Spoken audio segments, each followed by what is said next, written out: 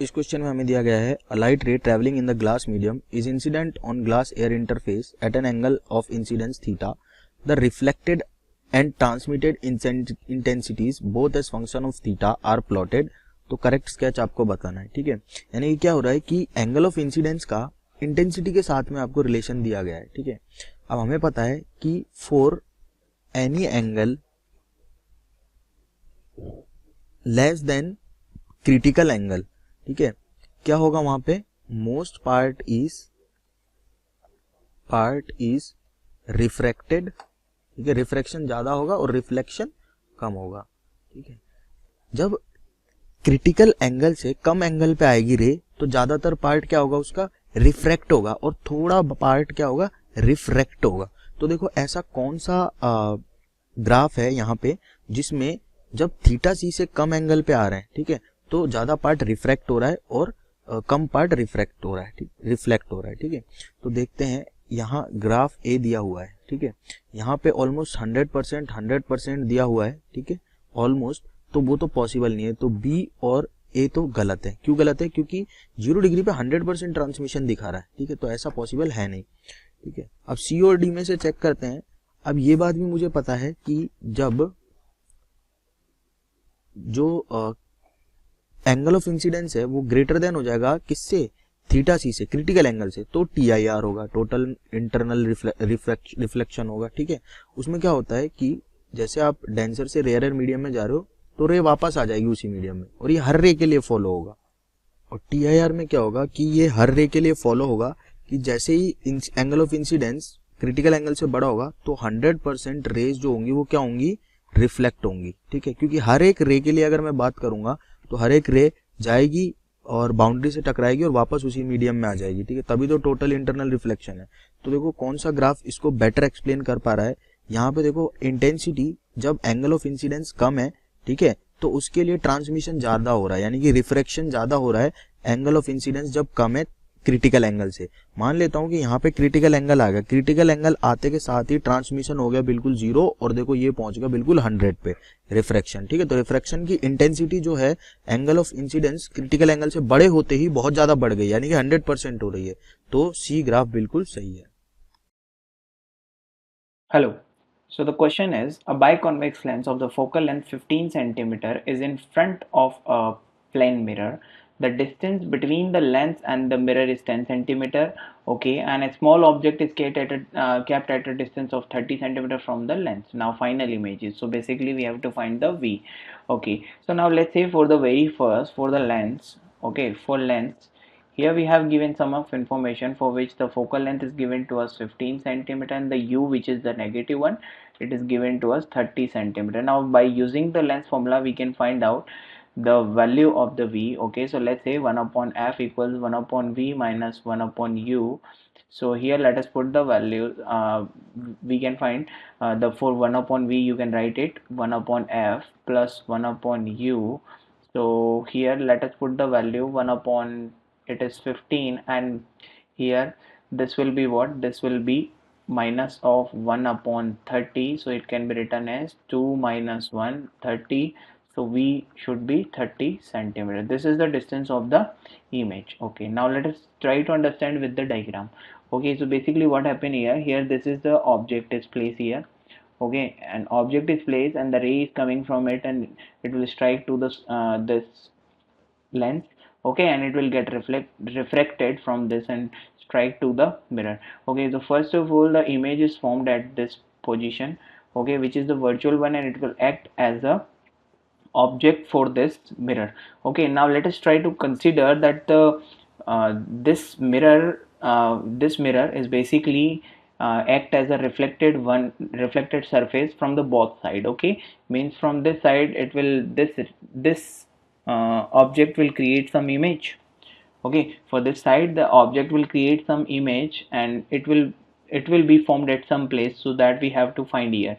Okay, so now we know that focal here. So now let us say here basically we have given that the v, that is what, that is 30 centimeter.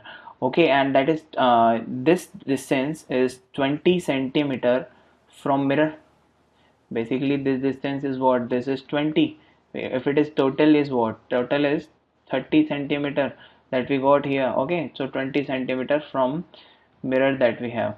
Okay, understood the point. Now here if it is the 20 centimeter from the mirror.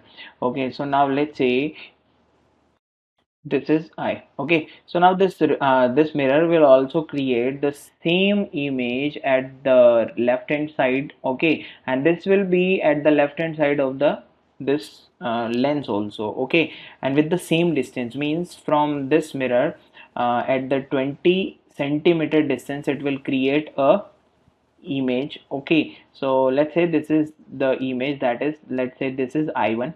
Okay, and this is said to be I2. Okay, so now this I1 is basically act as the object for this lens. Now again use the lens. Okay, and this I1 is basically placed at from the lens, you can see this is 10, and from this is 20, so this will be what? This will be 10 centimeter. So now this I1 act as an object for lens. Now again using the same lens formula, so u is now here, u is what? It is 10 centimeter, and the focal length that we have is 15 centimeter. Use the same parameters here again. Okay, so now let's say 1 upon f equals 1 upon v minus 1 upon u. So we have the 1 upon f is what? It is 1 upon 15, and 1 upon v that we have to find, and it is said to be 1 upon 10, by which we can find the value of the v. So it can be written as 1 upon v equals 1 upon 15 plus 1 upon 10. So here you can take 30 as a LCM. So it can be written as 2 plus 3. So it will be 5 by 30. So it will be v equals to 30 by 5 means 6 centimeter. So this is the distance of the image that is formed. Okay, now we have to find the final distance. Okay, final distance of the image in from the mirror. So final distance is final distance. Okay, so that is what? From the mirror it is at the 10 centimeter and plus this 6 centimeter, so it will be total 16 centimeter. Now this, you can see this basically a positive one distance means it is basically it is formed where? It is formed according to diagram at this I2 will be the second image. Okay, and it is at the 6 centimeter. This distance is 6 centimeter. Okay, and the total distance which is from this, okay, that is 16 centimeter. That is our answer. So 16 centimeter is basically our answer for this question. Okay, and now let's check the options. So the option which we have given accordingly here, you can see this, the option B, which shows that the basically this image is also real one. Okay, this image is what? This image is real one, and the distance is 16 centimeters. So this option is correct. Thank you. इस question में हमें दिया गया है a container is filled with water जिसका refractive index दिया हुआ 1.33 up to a height of 33.25 centimetre. A concave mirror is place 50 centimetre above the water level and the image of an object place at the bottom is form 25 centimetre below the water level. तो focal length of the mirror आपको पूछी गई है, यानी कि ये जो concave mirror है ये इस तरह से प्लेस है.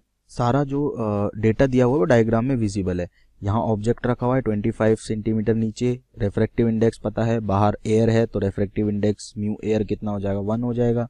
ठीक है, 33.25 हो गए यहाँ से इसकी बॉटम की हाइट. ठीक है, 25 सेंटीमीटर क्या हो गई इसकी सरफेस से इसकी हाइट. ठीक है, तो पहले जो इमेज बनेगी, ठीक है, image from refraction, image from refraction से बनेगी पहली इमेज. ठीक है, अब रिफ्रैक्शन से जो इमेज बनेगी, ठीक है, वो इमेज कहाँ पे होगी? उसको I1 बोल देता हूं. ठीक है, और वो होगी D dash upon D is equals to N2 upon N1. यहाँ D डैश होती है जो अपेरेंट डेप्थ होती है, ये होती है रियल डेप्थ. D होती है जो, N2 होती है जिस मीडियम में रे जा रही है, N1 होती है जिससे आ रही है. तो देखो N2 तो हो गया 1 क्योंकि एयर में जा रही है, N1 हो गया 1.33 क्योंकि वाटर से आ रही है. तो D डैश हो गया आपका D अपॉन 1.33. D क्या है? Real depth of the object from surface, यानी सरफेस से रियल डेप्थ क्या है? 33.25. तो भाई 33.25 डिवाइडेड बाय 1.33, तो ये आ गया 25 सेंटीमीटर. ठीक है। अब जो ये इमेज आई है 25 सेंटीमीटर पे रिफ्रैक्शन के बाद, ठीक है, वो एक्ट करेगी इस मिरर के लिए एज एन ऑब्जेक्ट, ठीक है। तो मैं बोल देता हूं कि I1 will become an object for, ये बन जाएगी मिरर, ठीक है। तो यहां से u जो होगा वो कितना होगा मिरर के लिए, यानी कि ऑब्जेक्ट की डिस्टेंस। देखो अगर यहाँ पे कहीं आ रहा है आपका, मान लो ये, ठीक है, तो यहाँ से जो रेज जाएंगी वो इस डायरेक्शन में जाएंगी, तो यानी कि पोल से इधर की तरफ पॉजिटिव और नीचे की तरफ नेगेटिव ले रहा हूं मैं, ठीक है। तो u क्या हो गया, u हो गया 15 प्लस 25, क्योंकि जो इमेज बनी है वो कहाँ बनी, 25 पे सरफेस से, और यहाँ से मिरर से होगी 15 प्लस 25, ठीक है। तो u हो गया माइनस का 15 प्लस 25, माइनस क्यों लगाया, क्योंकि नीचे आ रहा हूँ पोल से, ठीक है। तो ये हो गया माइनस 40, और v क्या हो गया, v हो गई इमेज। इमेज कहाँ बन रही है इसकी, फाइनल इमेज जो है वो यहीं पे बन रही है, ठीक है। इसका मतलब कि ये जो ऑब्जेक्ट है अभी, ठीक है, इससे रेज निकलेंगी और यहाँ से रिफ्लेक्शन होगा और फिर अगेन रिफ्रैक्शन होगा, ठीक है। तो ये आ जाएगा आपके पास में 15 प्लस 25 बाय 1.33, ठीक है। ये कैसे लिखा, अगेन यही d dash upon D is equals to n2 upon n1 वाला फॉर्मूला लगा के, ठीक है। इसकी अपेरेंट डेप्थ हो गई, इस वाले जो इमेज है उसकी अपेरेंट डेप्थ हो गई, जो फाइनल इमेज बन रही है ना उसकी अपेरेंट डेप्थ हो गई, ठीक है। तो ये हो गया, और ये भी नीचे आ रहा है तो माइनस आएगा, ठीक है। तो 1 upon F is equals to क्या होता है, 1 upon V plus 1 upon U, values put करेंगे, फोकल लेंथ आ जाएगी 18.31 सेंटीमीटर। तो 18.31 सेंटीमीटर क्या है, सी ऑप्शन, और ये आएगी माइनस की, ठीक है। माइनस की क्यों आएगी, क्योंकि भाई कॉनकेव मिरर की वैसे भी माइनस होती है और ये दोनों ही माइनस है, माइनस माइनस ऐड करोगे तो माइनस ही आएगी।